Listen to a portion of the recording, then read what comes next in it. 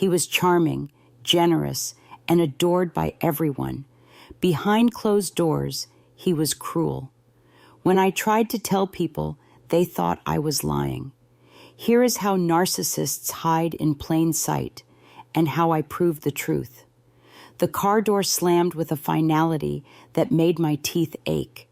Just 30 seconds ago, Julian had been the life of the gala, his arm draped around my shoulder, telling our closest friends that I was the heartbeat of his world. But the second the glass rolled up and the engine turned over, his face transformed into something unrecognizable. The smile did not just fade, it collapsed into a mask of pure, freezing contempt. He did not look at me. He stared straight ahead at the rainy pavement, and the silence in that luxury vehicle was more harmful than any shout could ever be. I sat there, my heart hammering against my ribs, wondering which version of the man beside me was real.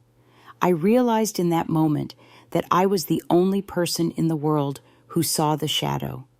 Everyone else was blinded by the light he projected, but I was living in the dark. For a long time, I thought I was losing my mind. How could one person be a saint to the world and a taker of my spirit behind closed doors? People would tell me how lucky I was.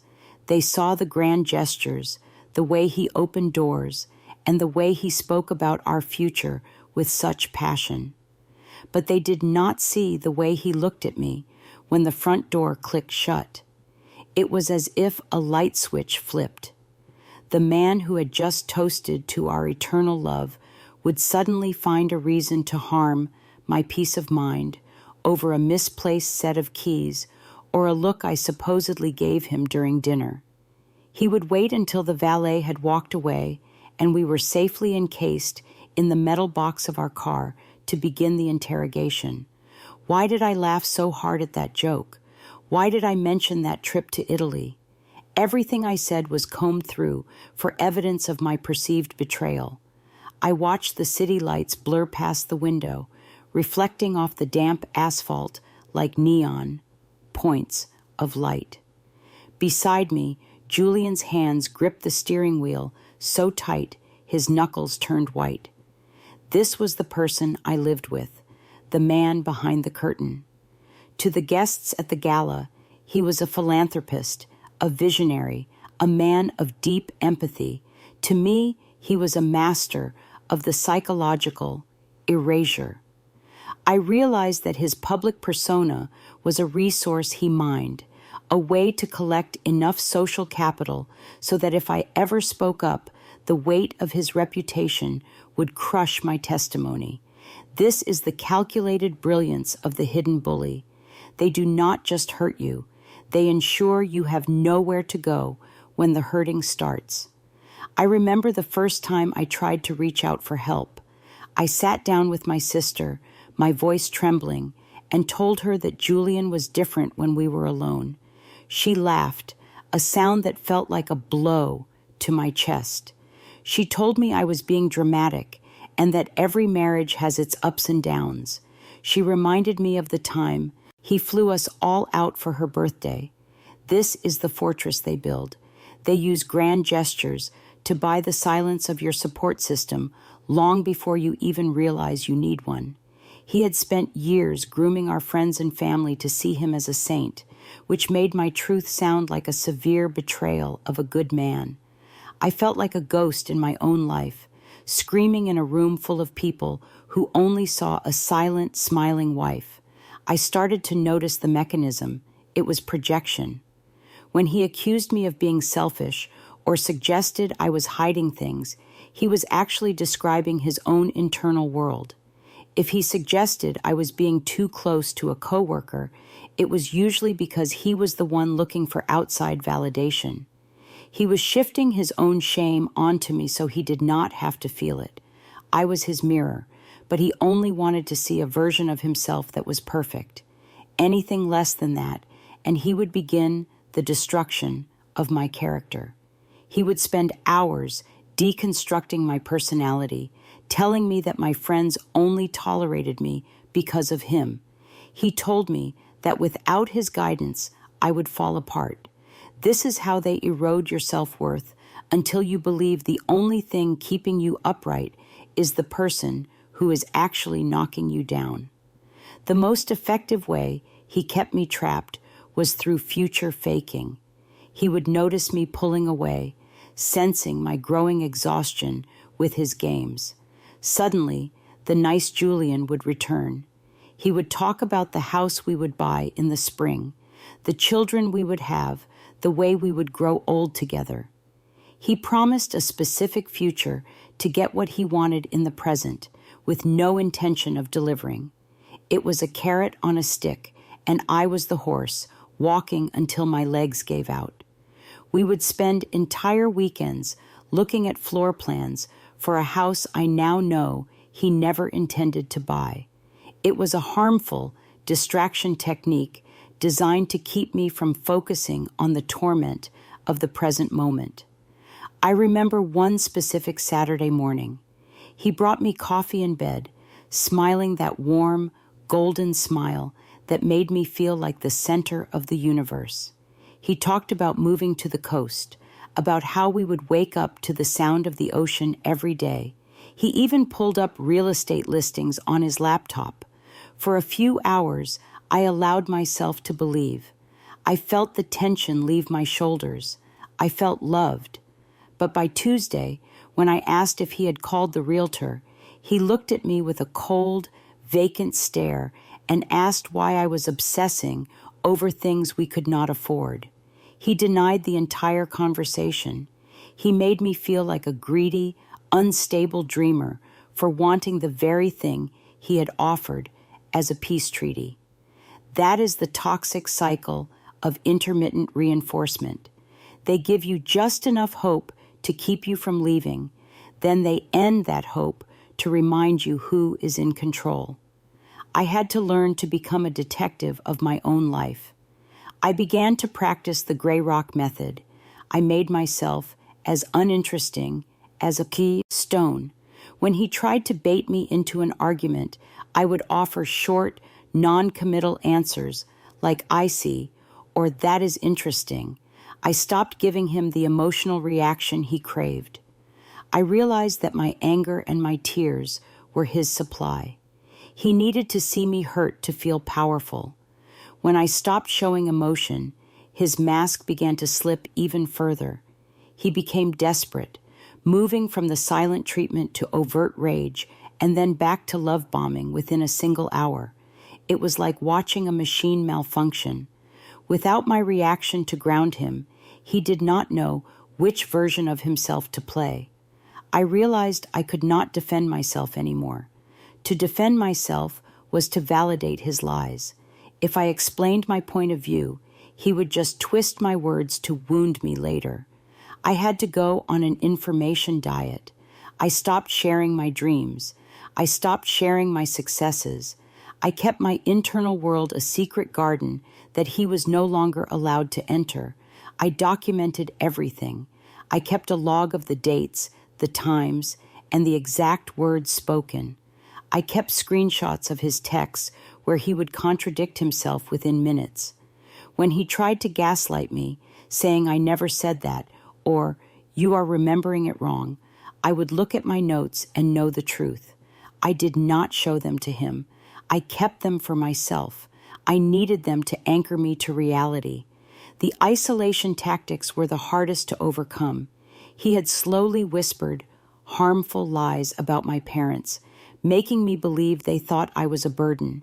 He created drama during holidays so that I would eventually stop inviting people over. It was a slow, deliberate dismantling of my social life. I had to reach out in secret. I had to call my old friends and admit that I had been wrong. I had to tell them that the man they saw was a mask. To my surprise, the real ones did not judge me. They had been waiting for me to wake up. They had seen the way he talked over me and the way he controlled the room, and they were just hoping I would see it too. I started noticing the triangulation as well. He would bring up a person from his past or a new colleague, and praise her in a way that felt like a cruel comparison. He wanted me to feel insecure. He wanted me to compete for the prize of his approval. I saw him doing it with our friends too. He would tell me, one friend said something cruel about me, then go to that friend and say I was struggling with my mental health.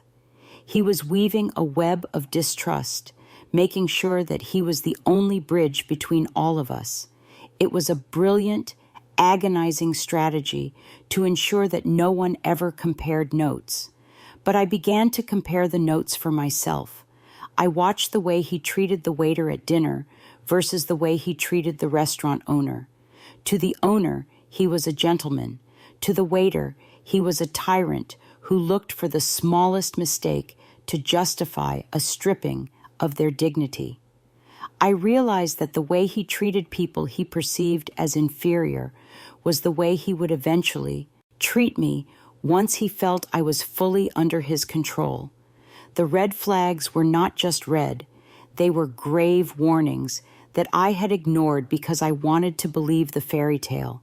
I had to face the reality of the trauma bond. My brain was addicted to the highs of the love bombing and terrified of the lows of the devaluation.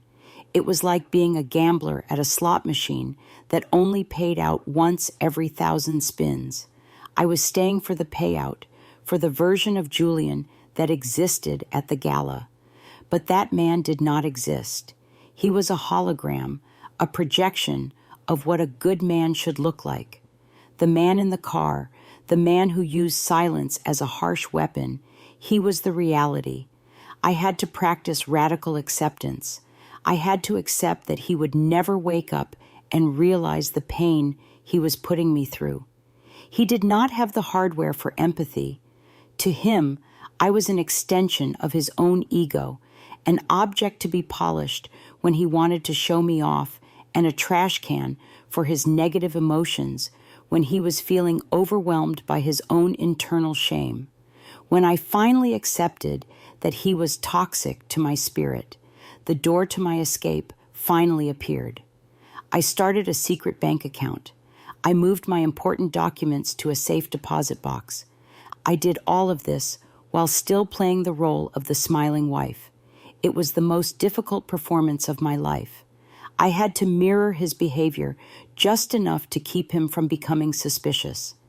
I had to learn to lie as well as he did, not for malice, but for survival.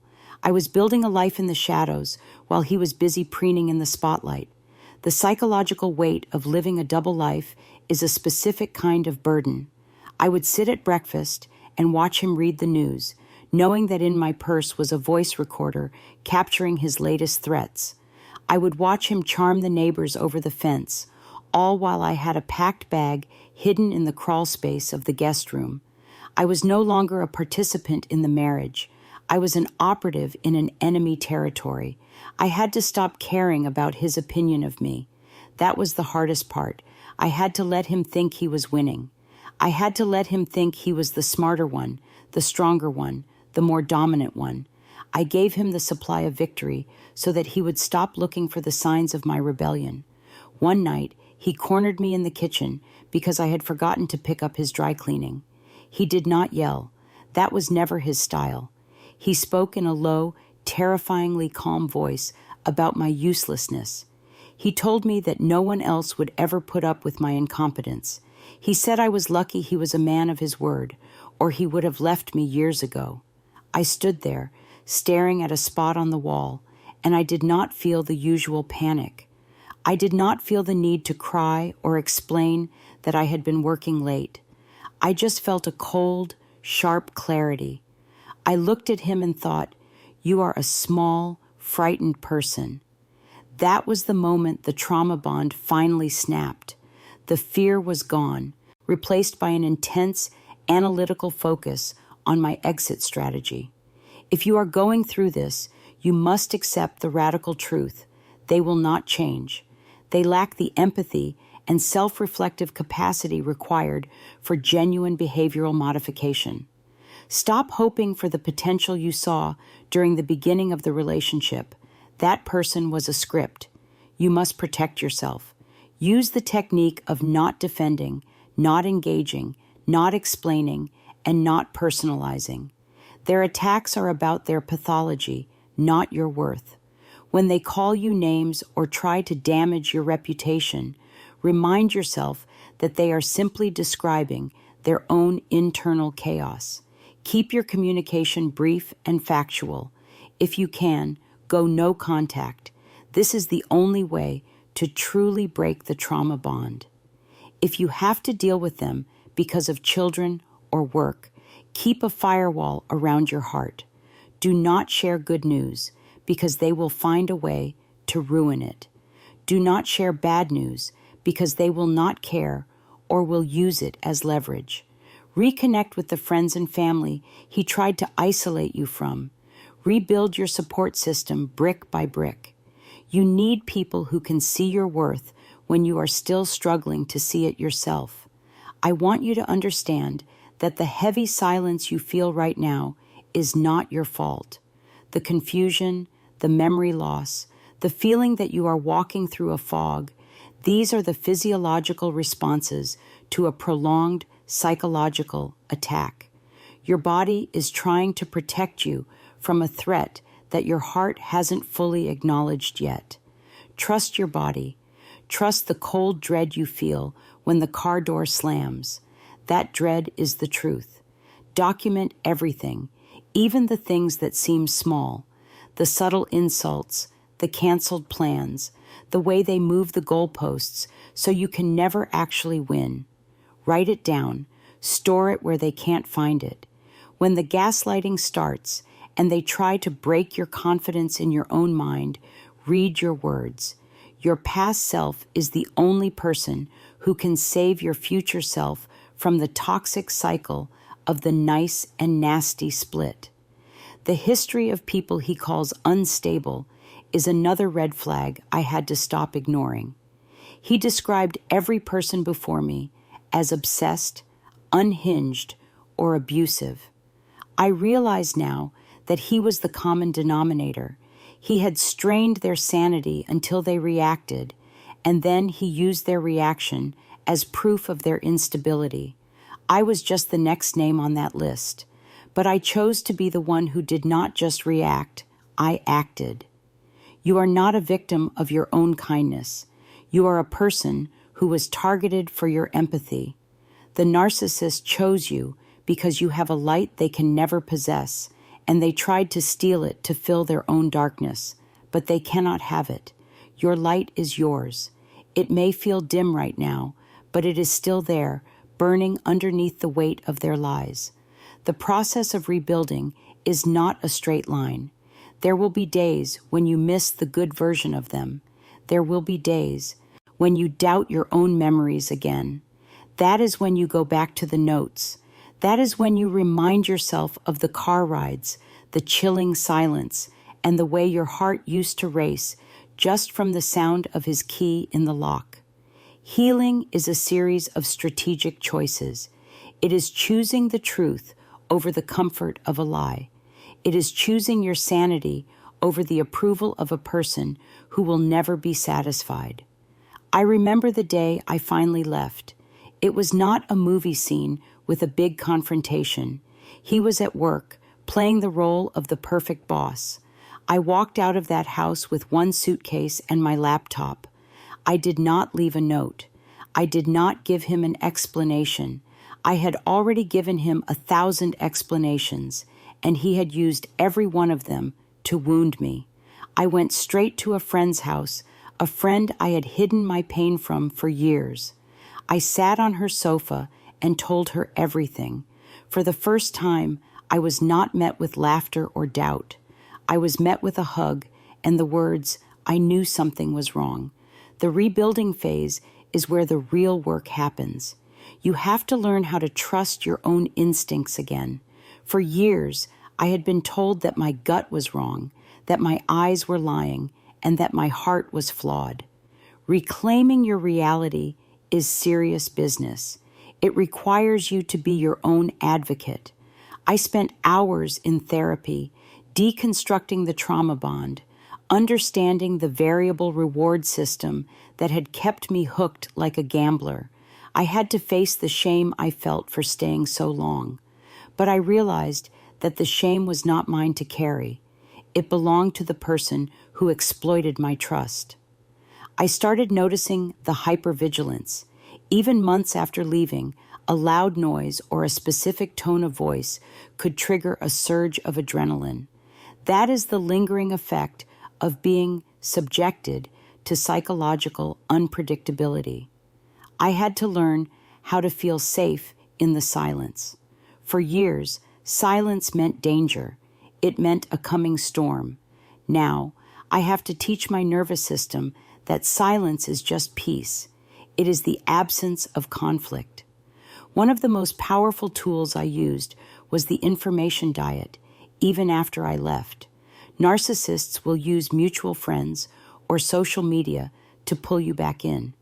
They will post photos of how happy they are, or they will have a sudden crisis that only you can help with. I had to block every avenue. I had to become invisible to him. If you give them even a crack in the door, they will use it to disrupt your progress. You have to be a fortress.